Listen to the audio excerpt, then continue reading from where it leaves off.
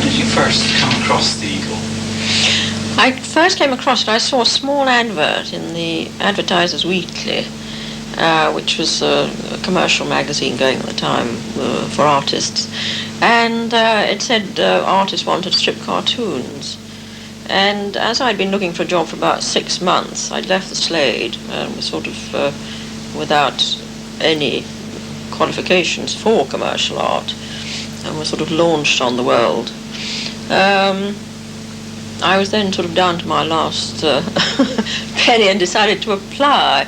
All my friends were absolutely appalled because it said strip cartoon artist and all fell about, you know. But I arranged to go up to have an interview. So I come from the north of England, and I got a letter back from Southport, and I said, well, as I was visiting my hometown, that could I come up for an interview? And when I went to the bakery, of course it was a very decrepit looking bakery, and I was a bit appalled, but once inside and I saw the work, which was absolutely fantastic, I had to have the job, you know, I just had to have the job. And fortunately 4 days later they rang up and said, would I like the job? I had a princely sum of £4.10 a week, but that was £4.10 shillings in those days. So I was absolutely thrilled out of my mind about it. So that was rather nice. The sort of early studio, it was a bit rough and ready. Oh, very much so. I mean, it was a sort of flagstone floor. It was a tin shack. It really was a tin shack, as is shown in the book, exactly like that. Very hot in the winter and very cold, very hot in the summer and very cold in the winter. And that's where it started. I mean, it was very rough and ready, yes. And an outside loo and all this sort of thing. Can you describe the spirit of the people working on the Eagle at the yes, total dedication. I will add total dedication to Frank, I think, rather than to the Eagle, or certainly not Marcus Morris, whom we hardly knew, but certainly to Frank. I mean, he worked himself into the ground. He never asked anybody to do what he wouldn't do himself, sort of 5 times over. He was totally dedicated, and we were dedicated to him. Why did he inspire such artists? I really don't know. I think because he was willing to work so hard, work day and night, and it was his baby, and he was totally inspired. And the work that he produced was so good that you were constantly trying to improve yourself and improve your own work, so that it might come something near to what he was satisfied with. Could you describe an average week in the life of the Eagle? An average week, heavens. Well, we worked, frankly, we worked day and night, and I mean all night. I don't mean, as it says in the book, 1 and 2 in the morning. That would have been early, you know. We actually worked till about sometimes 8 o'clock in the morning, and then went back and had breakfast and came back on the scene at about 10 o'clock. It got to such a pitch that you really felt that your mind was about here. You know, you felt disorientated. And in fact, I remember going back to my digs, getting up and having had a sleep, getting up, and I was quite disorientated. I was walking round pools of fire, which I imagined were on the landing towards the bathroom. I mean, it was horrendous. And then, of course, dashing off to the printer, which was quite exciting in a way, because you got out of the studio. I remember being packed off at midnight to Liverpool, which was where the printers were then, and taking all the work to be produced, getting out of the taxi, slipping on the ice, ruining my nylons, and then asking Frank if he'd replace them. He said no. Not legitimately expensive. No, absolutely not. So the week would begin, from what I gather, with photographs being taken. In the early days, Frank was very taken with my life drawings, and he thought that I was a very good figure artist, and he thought it was a good idea if I was to draw the figures first and then he would draw from my drawings, which turned out to be a totally time-consuming and time-wasting effort. So later on we took to photographs, which were developed the same day. He would give me a working rough, and I would set up the models and take the photographs and develop the photographs for him. And this was also doing research. One of our main sources was the National Geographic magazine, which we'd go through and sort of translate parts of an animal and parts of a fish and parts of an insect to try and get a new being on a new planet, and that was fascinating. Or design a new interior sort of 20 years hence, which not easy. And all the people in the studio had took on different roles in these photographs. Yes, that's right. Yes. Who were you?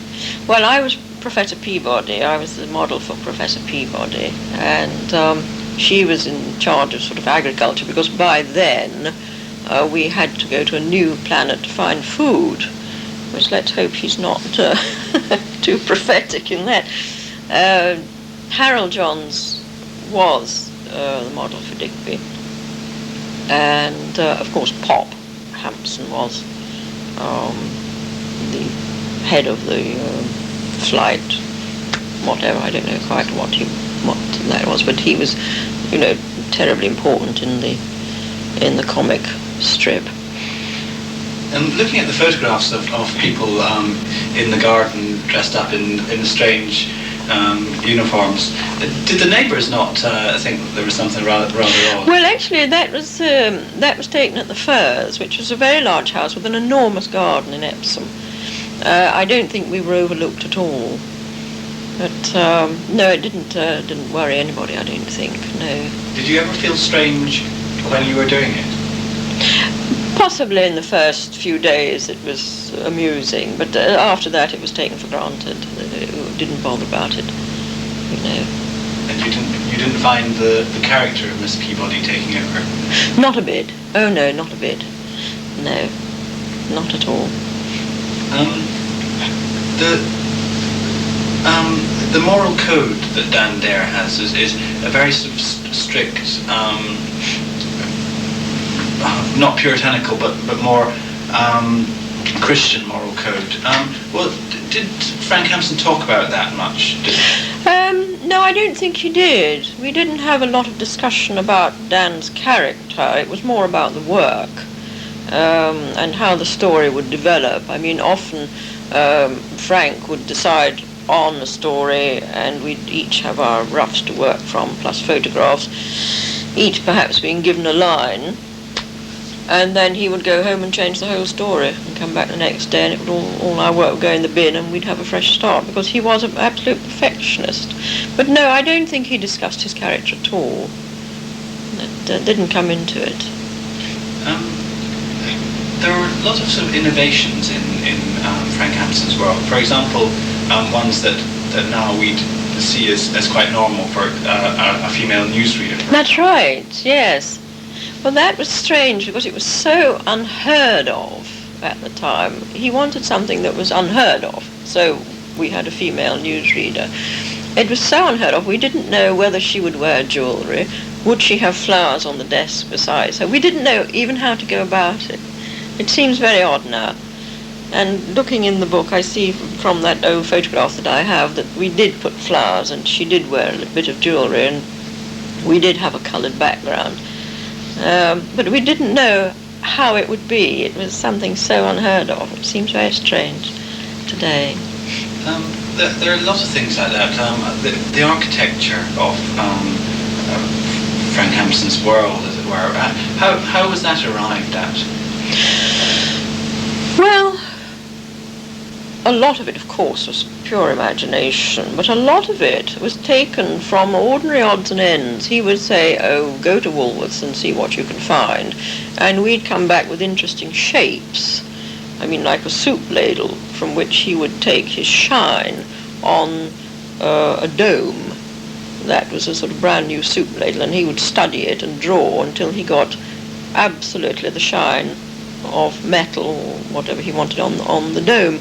There might be a colander, and then he would combine all sorts of things to make an interesting shape, but they were made up of different sort of household articles, a lot of them anyway. It was quite extraordinary. It is said that he was obsessional about detail, and that this was one of the great virtues of it, was that you could come back to the magazine, to Down There again and again and see more things. Yes. Could you tell me an example of when you were asked to find some detail to go out and study from life?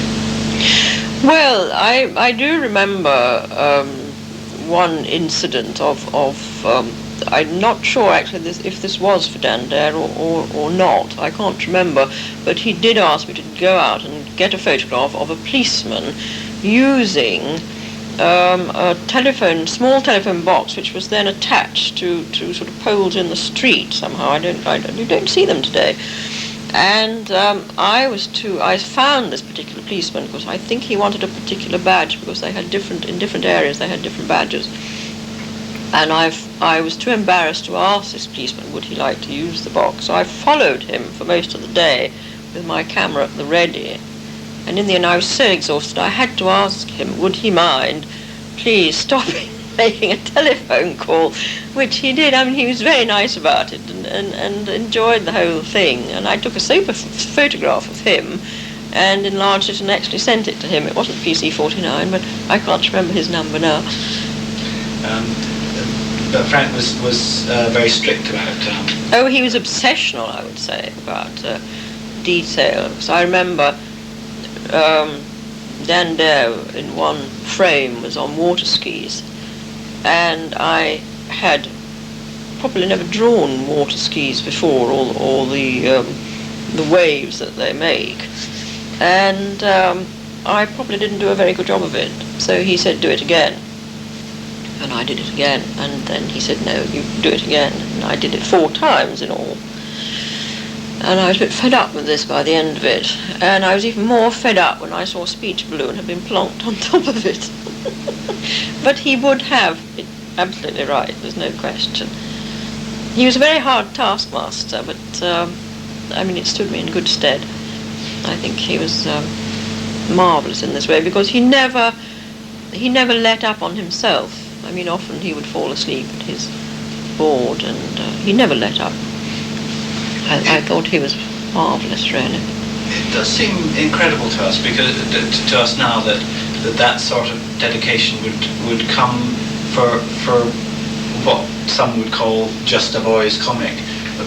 Does it ever strike you as being incredible? That sort of... It didn't at the time. No, it didn't at the time, because it had to be perfection. And I think you must remember we were involved with Dan Dare. We were not really involved with the comic. And we didn't call it a comic, we called it a magazine. But we were involved in the 2 pages of Dan Dare, the back page, and the inside Tommy Wall strip. But we were not concerned with the rest of the comic. I mean, Dan Dare had to be perfect. Was there great excitement at the way that Dan Dare caught on and sold? Yes, because when I first joined the team, I was told that I would not know for some time who I was working for or what I was working on, which made me a bit sort of suspicious in the beginning, but the work was so superb I really didn't care. Eventually, of course, I learned that it was Eagle magazine, and it was Hulton's Press, which was exciting, and it was a new comic. And of course, we were trying to beat, I understand, the Daily Express, who were bringing out a similar comic, and we did beat the deadline, beat them to it.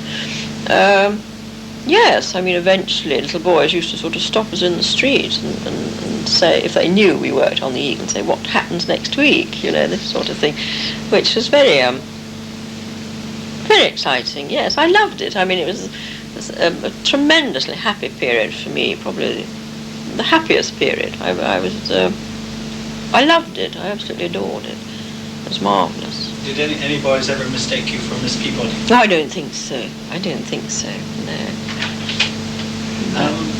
How did the Mekons come about? Well, I've heard various stories on that, and I really don't know the true one at all. I mean, no, as far as I was concerned then, it was Frank's invention. I really don't know if there any truth in any of the stories I heard. There are other incredible inventions, like the gyroscopic bicycle. Which would you say was your favourite technological invention? I rather liked, he had a car which had a ball for a wheel, which I rather liked that. I also thought he had another car for getting about which sort of whizzed along the surface of the earth, and I thought that was too incredible for words, but that I liked very much indeed. And of course, I mean, now you see wheelbarrows with a ball for a wheel, don't you? I mean, it's amazing. The story as told by the book, it does come upon a sort of a rather sad patch, and it seems that there are two sides to the story when the sort of publishing takeover took place. Do you think that Frank Hampson was, in terms of business, naive at all? I think he must have been, yes. I think he must have been. I think you can't be so dedicated to your art or work and be business-minded at the same time. I don't think he had time to be business-minded. He never stopped. I mean, it took over his life completely. He did have big plans for down there, didn't he? I think he must have. I mean, we never spoke of that. We were concerned, quite frankly, with on a week-to-week basis. We never, at least I never, thought about anything very much further. When the games and things came out, I thought they were not of very good quality. I didn't think they were up to the standard that Frank would have wished. He may have, whether he had anything to do with that or passed them, I don't know. But I thought they were rather inferior and should have been of a better quality. What would you say his greatest skill as an artist, as a draftsman, was? I think it covered every field. I don't think there was anything he couldn't do once he decided. I mean, his figure work was superb, his mechanical drawings of spaceship, of scenery, inventing scenery. I don't think there was anything he couldn't do if he'd put his mind to it. Did it ever occur to you that he might have broken out into the world of what might be called regular art, of portraiture? Or no, I don't think. I don't think he would have done that. He may have wanted to do that later, but he may have had ideas on that, but I really wouldn't know about that at all. Has working for the Eagle stood you in good stead? Well, yes, I think it did. As I say, he was a hard taskmaster. It also, I mean, a lot of people say they wait for inspiration when they paint. It is actually, I've always thought, 95% hard work and 5% talent. In Frank's case, it was 95% hard work and 95% talent. But yes, I think it has. I mean, in bad patches, then you just carry on. You just get on with it. You don't wait to be inspired. You just push on. Can we cut there for a second? Right.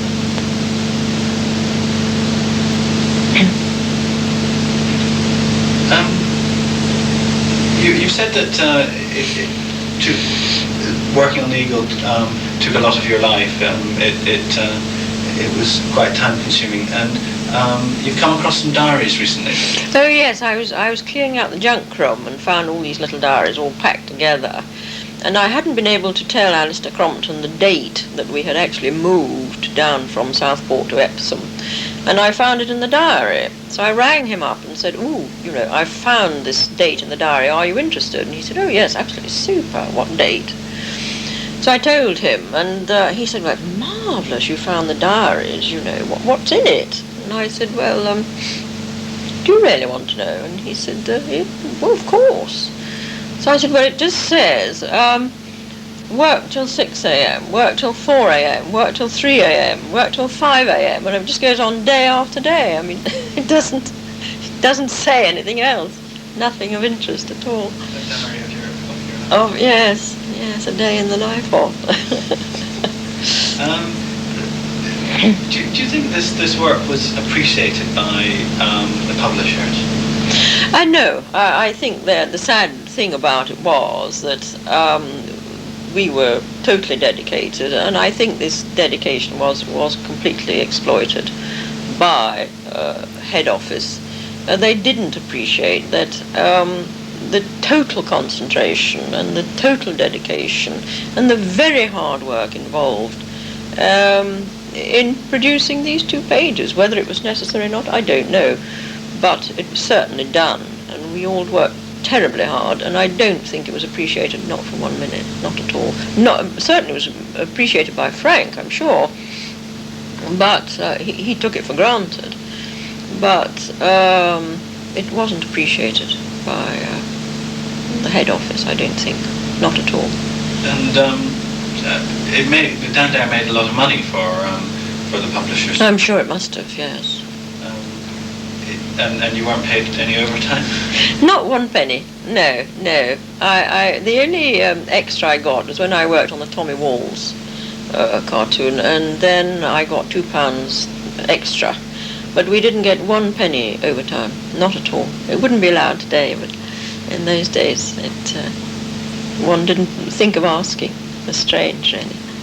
And yet, when the studio did break up, and when different working methods came in, people did say that Dan Dare lost its edge, didn't they? And the sales began to decline. Sorry, could you repeat that? Sales began to decline when the studio system that Frank had built up was... I imagine so, but I wasn't there then. I mean, that must have been after 56. I took up work, when I left the Eagle, I took up work as a fashion artist, and then I went into commercial television. And in 1956 I went to Baghdad and married, and then was settled in the Middle East. So I really lost a lot of contact. When I came back, I spoke to Frank, and he had then, of course, left the Eagle. And he was talking about a completely new strip, and we had spoken of being involved in it. I would have loved to have been involved in it. It was a totally new thing based on the modern world, or world of today, to do with fashion, visiting Monte Carlo. He sort of envisaged visiting all the good places, like south of France, instead of being stuck in the studio. I think he probably learned a lot by then. Dan Dare goes on his holidays. Well, it wasn't Dan Dare, it was going to be something quite new, yes. Lovely, okay. Fine. Great. Thank you very much. Thank you. That was just Of Dan Dare for Saturday Review, and here is some BBC Zero. How did you first come across the Eagle? Well, as a 15-year-old schoolboy, saw some of my friends in the playground reading it, and could see straight away it was something special, and that was the start of it. Did you get it every week? Yes, while Frank Hampson was doing it, that was a real attraction. I mean, did you dream then that you might come to work then? No, I didn't. How did you start drawing? Inspired really by Dan Dare, I started doing my own version of it, using members of my own family as the members of the Space Fleet. My father had to be the Space Fleet controller, and so on. So I started producing my own comics. And then how did you first work for Frank Hampson? Well, I sent, when I was about 23 years old, I did a page which looked superficially like a front page of Eagle, but really was a comic strip version of me applying for a job on Eagle, and sent that down. And Frank Hampson appeared to like it, because before I knew where I was, I'd been offered a job. And you started in what date? Oh, it was early 1958, I think. Can you describe the spirit of the office, of the studio then when you joined? Well, that's a difficult one. See where I'm going to fluff it. The spirit of the office. I think I have to cut this out.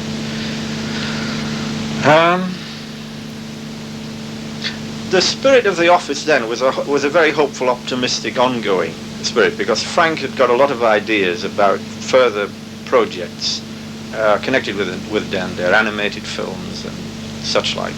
And in fact, my appointment was to swell the ranks of the staff so that these sort of projects could be taken on. But unfortunately, none of it came to anything. The working methods were rather strange to people looking back now. People used to dress up in strange uniforms. Did you come across that? Yes, but this was all part of Frank's philosophy of how a strip cartoon should be produced. If you look at most other strip artists with that kind of brief to produce a futuristic strip would produce a work of the imagination. You would really just be looking into their mind. They would design their own spaceships, aircraft, buildings, and whatever. Frank could have done that very well, but he wanted to give the readers something more. So he went to the best reference sources he could find for the latest design projects in aeronautics, astronautics, engineering, architecture, fashion, furniture, so that when you looked at Dan Dare, you weren't simply looking into Frank's mind, you were looking through his eyes at the best available designs that were going then, and he took these and he adapted them, and with his own special genius breathed on them and pushed them forward, and created with them a world of the near future that was really solid and convincing. It didn't look like a drawing. It looked as if he'd got into a time machine and been there and sketched it and brought it back with him. This is a special quality of the strip which really nothing else had. If you had to sort of say one aspect of Frank Hampson as an artist and technical skill, what was his greatest sort of technical skill? I think his greatest technical skill, he had a very elegant line, beautiful quality of line, beautiful. He had a great appreciation of light and shade. But in a way, good as he was, and he was a first-class artist, the secret, in a way, was his modesty. Because whereas, as I've said, another artist would sit down and think that enough would simply come out of his own head, Frank modestly believed that wasn't enough. An artist designing, let's say, a spaceship, because he wasn't professionally really qualified to design a spaceship, wouldn't produce a really convincing spaceship, or aeroplane, or building, or whatever it happened to be. But if you based your design on real designs from a real spaceship designer or aeroplane designer, it would have a convincing quality. And that was really one of the most special ingredients of Frank's work, and Dan Dare, that he brought that to it. You really believed this existed, I think, at a subconscious level. Can we just cut there just for a minute? I'm prepared to go over that ground again if you want to, if that sort of made it useless. It didn't bother me. It was just towards the end I just thought, we could say something about it now. But, Yes, very well. 360 Have I moved too far back now for you? Right. The studio methods, people used to get dressed up. Yes. Did you ever dress up? Oh yes, indeed. Yes, I had to put a spacesuit on, or an American Air Force uniform. I loved that. I wish I could have pinched that.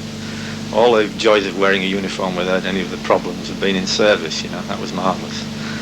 And you had to stand around the garden or the... Yes, it was usually indoors. Usually the end room had the ceiling knocked out, so it was very tall, 2 stories high, so if they wanted views looking down on people from a height, you could go up on a sort of a balcony high up and photograph it from a height. And that was the room where the photography was done. Frank would prepare a very detailed visual or rough, which some people would say was good enough to actually be printed as it was, but he wouldn't have agreed with that.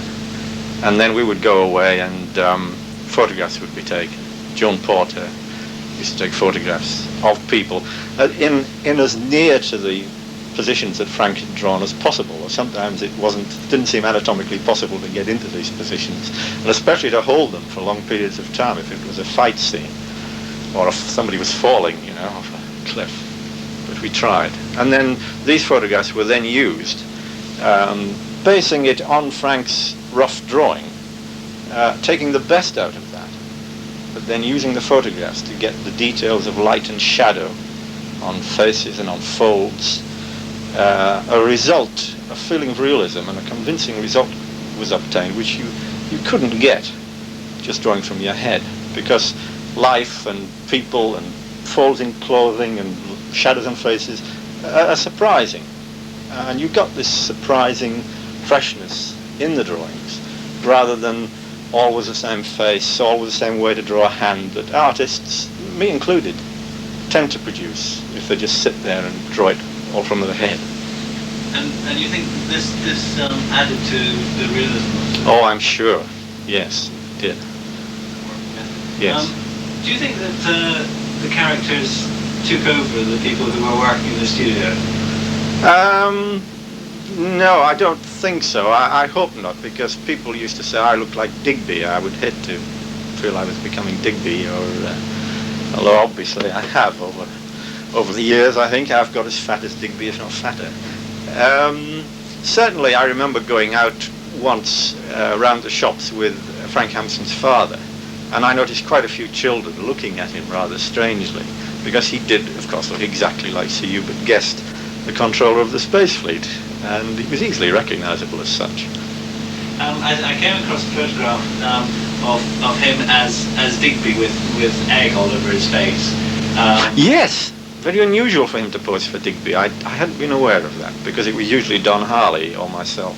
It also seemed rather extreme to force him to... Yes indeed. There was also a sort of obsession for detail.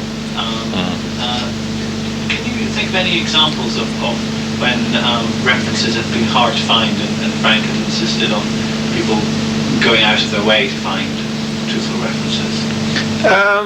Well, usually that was taken care of by Joan Porter. She would go out and hunt for references, but an example in a slightly different way of that kind of thing was that Dande had this private spaceship called the Anastasia after Digby's aunt, and that had so many windows along the top of the spaceship, and Frank did a beautiful drawing, very large frame for the front page of a close-up of the spaceship looking down in it with all these windows and looking through it, all the tremendous detail, and spent a tremendous amount of time on it.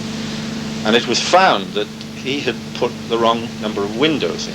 I think anybody else would have let it go, but Frank had to work all night to completely redraw this.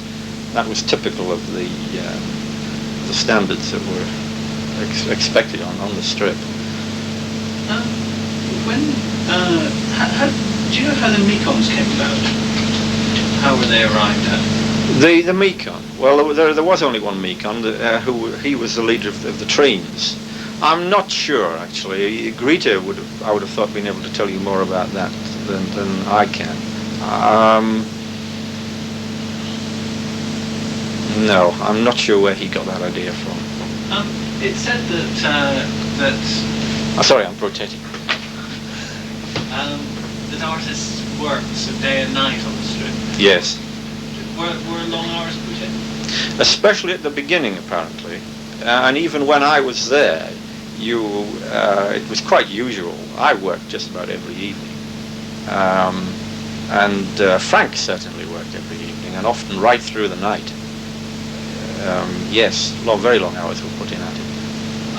Why do you think there was this dedication to what outsiders might just deem another boy's comic? Because it wasn't looked at like that. The whole philosophy was that Dan Dare was something special, and that you see, many people would say that it was all wasted. This was an opinion even held by some people who should have known better, people on editorial. Somebody said to me, why do all this, all the models, all the photographs? The artist who draws the Western on Eagle knows what a horse looks like, and he just draws one. The difference between a horse drawn from your head, or anything just drawn from your head, and something where you've gone to the trouble to find a good source of reference, or draw from life. I had to take riding lessons at one point for something that was going to be drawn with somebody on a horse. The difference was there. You believed in it, and the proof of the pudding is in the eating. Dan Dare is remembered with pleasure long after more casually produced strip cartoons have been forgotten. When it came to an end, Frank Hampson's time at Dan Dare came to an end, was there a sort of sense of loss by the people who stayed on? Yes, it was awful, really. Dan Dare without Frank Hampson being there at all, because he'd suffered ill health, and there had been times when he'd taken a back seat, but he'd always been there as a guiding hand, and the idea of him not being there at all was pretty frightening. The remaining assistants, myself included, moved up to Fleet Street and worked in Hulton House there. But it was a bad time, because the old spirit had gone completely. And sorry, you didn't want to get onto this. You told me on the phone. No, not really. I just sort of wondered. Dan Dare had a sort of moral code, didn't he? A sort of quite a strict, say, Christian moral code. Do you think this was a subconscious thing that Frank felt very strongly about? Yes, I think he did. He didn't talk about trying to put any message over. But something that's come out later was a strip that he was producing called Peter Rock, which he apparently intended to put over a strong message of anti-racial prejudice. So obviously he was capable in thinking in terms of getting some kind of message over. There was a Negro controller as well, wasn't there? Yes, indeed. Yes, he had the top person in this organization in the strip was a negress, and this was the idea. He wanted to, I think he said, to attack racial prejudice without mentioning it, just by. This has become quite common, of course, more recently, but at the time this was probably quite a revolutionary idea. If you had to name any character in Dan Dare that you were most fond of, who would it be? Professor Peabody. I fell in love with Professor Peabody as a boy, as a reader, you see. And yes, and Sir Hubert. But you see, they were all real people. And this came over in the strip. I think the reader really believed they were real. They couldn't have been drawn just from the artist's head. Practically every pore in Sir Hubert's skin was portrayed in a really big close-up. It was obviously somebody who lived and breathed, and therefore the reader became more concerned about them and more interested. You didn't have to blow them up occasionally like in some of the more recent, more violent comics. If you were concerned enough about them, even if their shoelace came untied, if you believed in them as real people, even if the shoelace came untied, you'd worry in case it tripped up. But would you say that the other characters, apart from Dan Dare himself, were in a way more real characters than Dan Dare? I think, yes, that is probably true.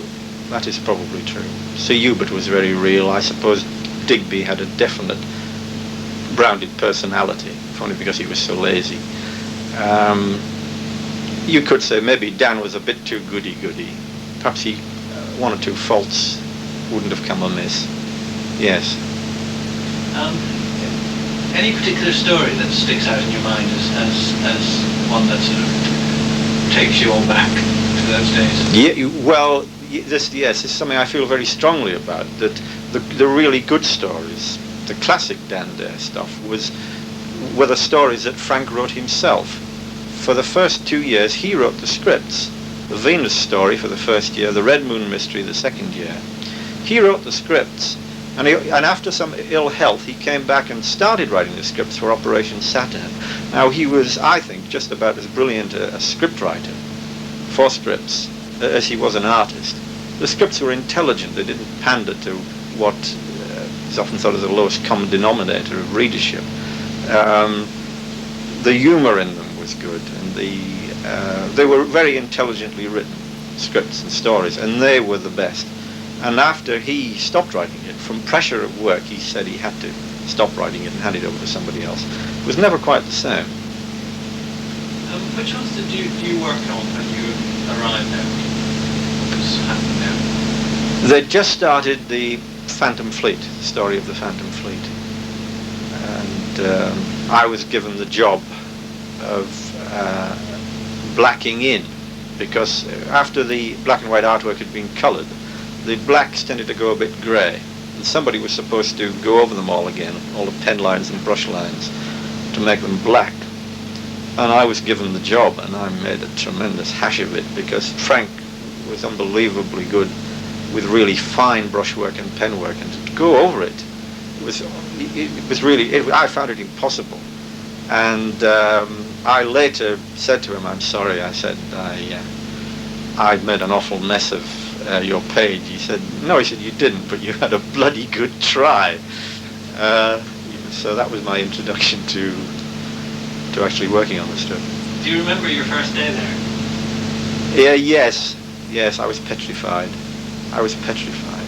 Somehow, I had the idea, looking at the comic, that I was going to be able to cope. I was going to be able to keep my end up on this.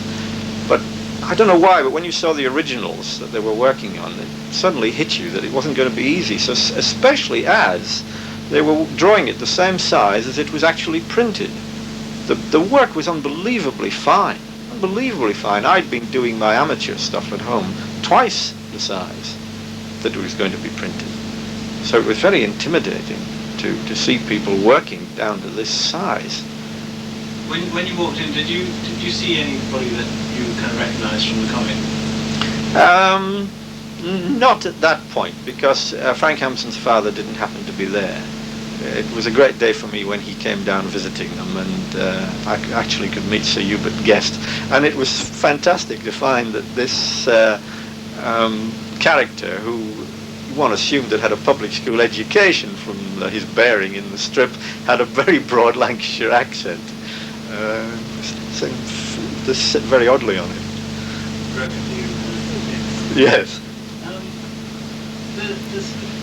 As you say, it was very fine line when they were printing same size. Do you think this was an unnecessary strain on the artists? Could they not have done it twice the size? Yes, and they used to, but it was to relieve strain in a way that it was done, because they found that it was much faster to colour the smaller page, the same size page, than to colour something half up. So it was to save time, in fact, that it was done. So if you had to say in sort of one sentence what it was about Frank Hampson that inspired people to work for as long as they did and with such intensity, what do you think it would be? Jesus. I've spot that one for you, haven't I? Yeah. One sentence.